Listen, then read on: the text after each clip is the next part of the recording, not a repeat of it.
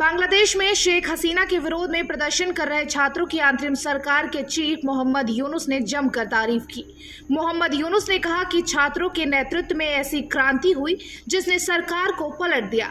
शेख हसीना को देश छोड़कर भागना पड़ा। उन्होंने शेख हसीना को राक्षस भी कहा। अंतरिम सरकार के चीफ ने हसीना पर हमला बोलते हुए कहा कि ये छात्र ही थे जिनकी कुर्बानी के बाद उस राक्षस को देश छोड़कर भागना पड़ा। इस दौरान उन्होंने हिंसक प्रदर्शन में मारे गए छात्रों को श्रद्धांजलि भी दी। बांग्लादेश में पिछले 1 महीने में हुए हिंसक प्रदर्शन और सियासी बदलाव के बाद अब स्थिति सामान्य नहीं है। वहां से अभी भी कई हिंसक घटनाओं की तस्वीरें सामने आ रही हैं। ये बात मोहम्मद यूनुस ने भी स्वीकार की है।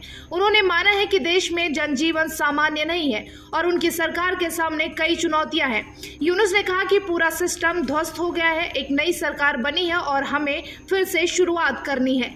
वहीं बांग्लादेश में जल्द चुनाव कराने की मांग की जा रही है। शेख हसीना के बेटे सजीव खुद इसके लिए अनाउंसमेंट कर चुके हैं और ये भी कर चुके हैं कि चुनाव में अवामी लीग पार्टी हिस्सा लेगी। वहीं यूनुस की अंतरिम सरकार में गृह विभाग के सलाहकार सखावत हुसैन ने इसको लेकर अपना बयान दिया है। उन्होंने कहा है कि शेख हसीना अगर देश छोड़कर लौटकर फिर से राजनीति करती हैं तो उनको कोई दिक्कत नहीं है। हुसैन ने कहा कि हसीना को अवामी लीग को नए चेहरे के साथ पुनर्गठित करना चाहिए। उन्होंने ये भी कहा कि अगर हसीना ने अशांति पैदा करने की कोशिश की तो कानून उनसे निपटेगा।